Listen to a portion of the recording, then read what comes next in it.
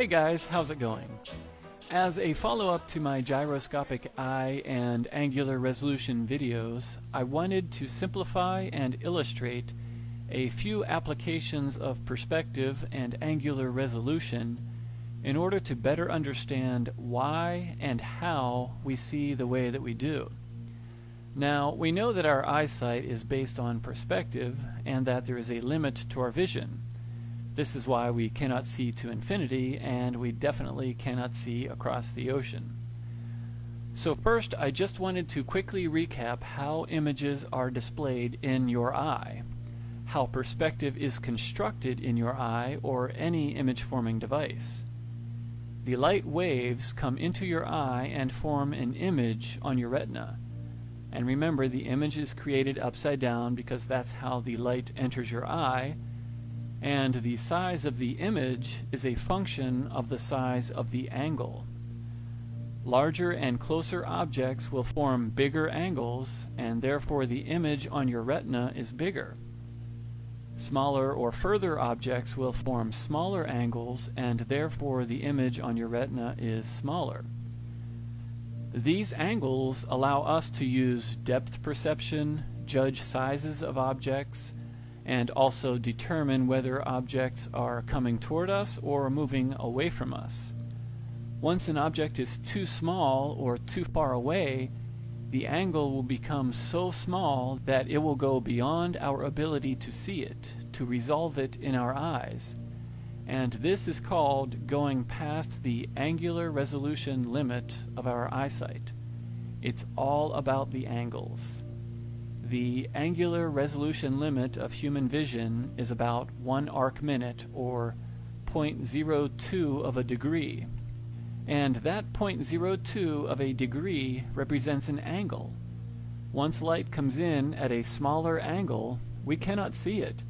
The cells on our retina cannot resolve anything smaller than 0.02 of an angle. That is the absolute best we can do. That is the limit.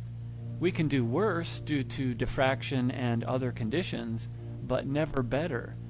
That is the physical limit of our eyesight due to the size of the cells on our retina and the size of our pupil.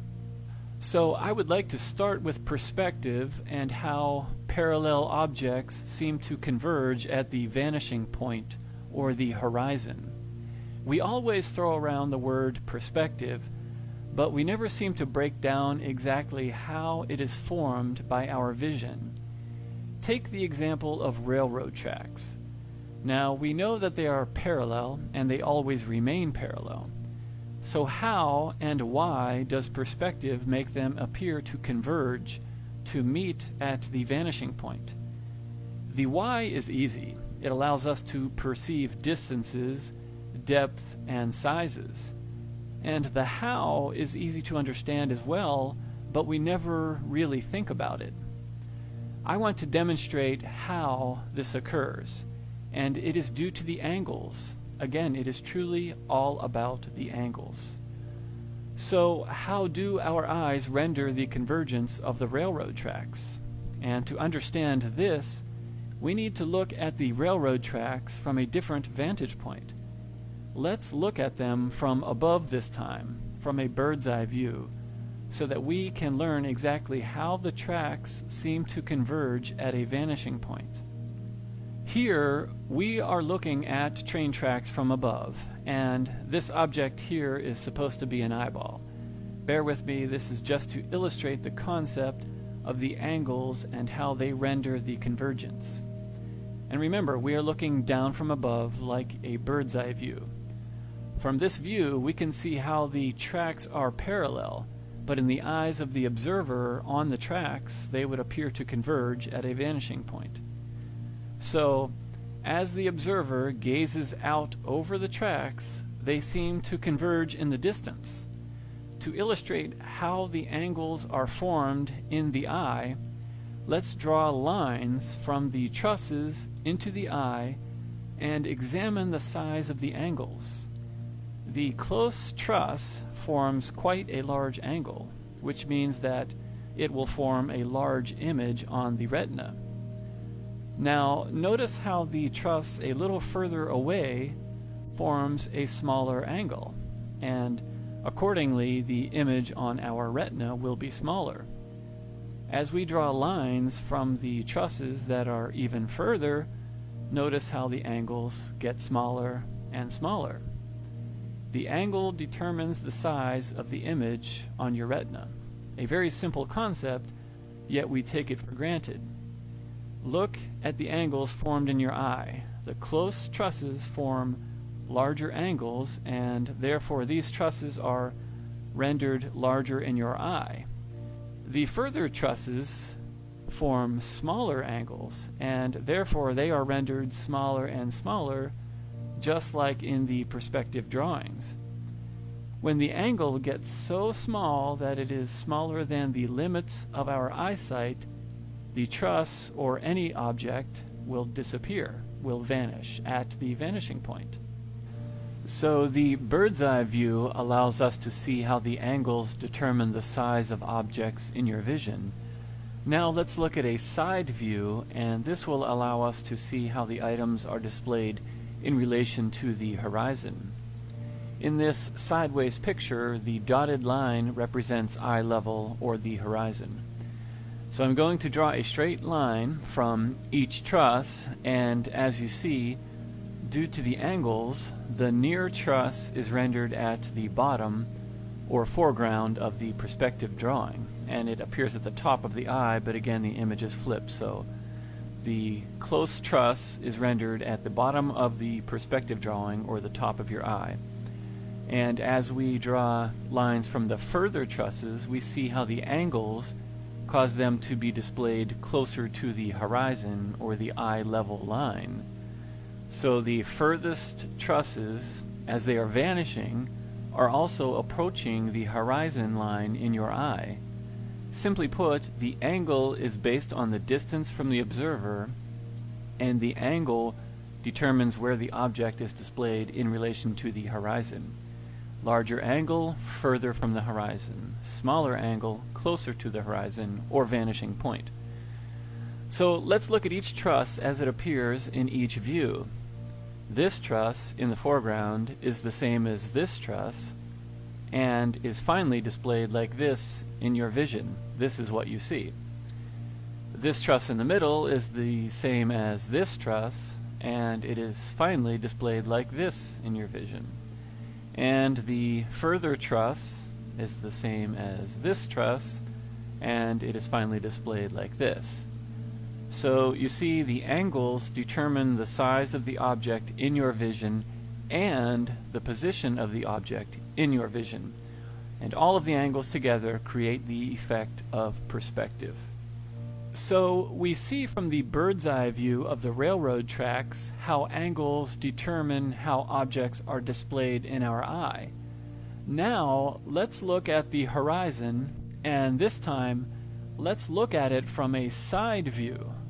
This will allow us to visualize, although not to scale, how angular resolution works to form the horizon. Now, before I develop this further, I must illustrate what is happening in our eye with regard to the horizon. In our eye, let's consider where the horizon would be rendered, a midway area that is the exact eye level plane. Think of the receptor cells on our retina as pixels, and the imaginary eye level line is between a row of pixels. The slightest tick downward, which is necessary if we want to see the ground, would look something like this. And the slightest tick upward, if we want to see the sky, would look something like this. Now, when this happens, you are seeing a flat, straight line cut across your retina. This is your horizon, and it is simply where everything you can see above eye level meets with everything you can see below your eye level. To you is a straight line, a crisp line. After all, we are talking about tiny pixels or retina cells, but that is what represents your horizon. That is your horizon. These angles are minuscule in your retina, and you can see how in your eye they seem to converge or meet because they are just a few pixels or receptor cells apart. However, if you were to extend these lines or light waves out to the limits above and below, in reality the sky and ground are thousands of miles apart. It's truly amazing. So to illustrate this further, let's look at this picture, and the dotted line represents this stick figure's eye level. To confirm this 3-mile horizon, we can actually take the eye level and then make the smallest angle of declination toward the ground that our eye can resolve, and remember that's 0.02. Obviously at eye level we are never going to see the ground, so we have to use the smallest angle of declination that our eye can handle. If you make right triangles out of this, you can plug in the person's height and the angle of 0.02 to figure out the distance. Now, as a rectangle, this angle will be equal to this angle, and so let's take these values and put them into the right angle triangle calculator to see how far this base section is. We put in 6 for side A and then 0.02 for angle A, which is our angular resolution limit, and we come up with 17,200 for the base, and when we divide that by 5,280 feet per mile, we get 3.25 miles. There it is. We have the distance to the horizon, which is due to the angular resolution limit of our eyesight, not a magical ball cliff that ships are going over. And this angular resolution limit of approximately 0.02 is the resolving power of your eye, and it is also the limit beyond which the light waves will diffract because the angle is too small. The light wave will bounce off the water on its way to your eye, and basically it will blur and mirror. This is why you see the mirroring or inferior mirage effect on the water or on roads, as the light waves are approaching the limit of angular resolution.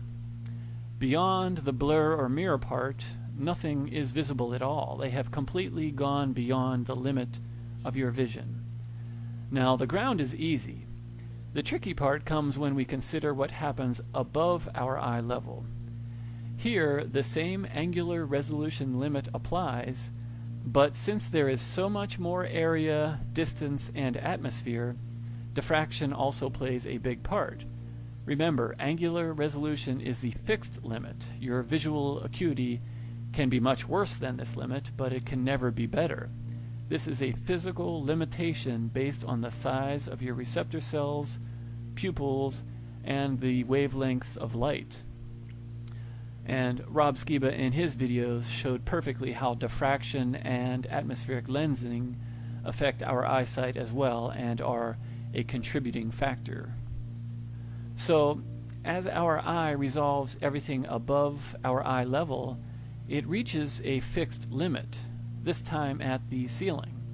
By the time this angle that I've drawn above the man's eye level reaches the celestial plane of the sun, moon, and stars, it is somewhere around 7,000 miles if we were to go along the ground, and the exact distance is not important right now. The important thing to note is that there is a fixed limit based on angles. I use 7,000 because at sunrise here in Florida, the sun is directly over West Africa, which is about 7,000 miles away. So to visualize what is happening, I created this page, and this line represents the extension of that teeny tiny angle from our eye level when it finally reaches the celestial plane. So what happens when the sun comes into or goes out of this limit? This is how you get the sunrise and sunset. Now, in your eye, perspective makes it seem like it is at your eye level. That is because, for all intents and purposes, it is at your eye level. And that is why the sun appears to rise and set at the horizon in your eye. What is happening is that it is simply coming into the angular resolution limit of your eyesight. You see the sun at the sharpest angle possible from eye level. When the sun gets within a certain distance to your position, the light waves can finally make it into your eye at an angle that can be resolved. Before that time, the angles are just too small. The light will diffract or not be visible at all. And again, it is simply a function of perspective and angular resolution with the additional factor of diffraction or atmospheric lensing. However, the fixed physical limit is what will always determine when sunsets and sunrises occur. And so check this out. Look how the sun comes into and goes out of the angular resolution limit of our eyes. And then this is what it looks like from our perspective when we are actually viewing it in real life. Pretty cool how it works, at least in my opinion. So, hopefully this was helpful to better understand how perspective and angular resolution determine our vision. Thanks so much for watching. Have a good day. Adios.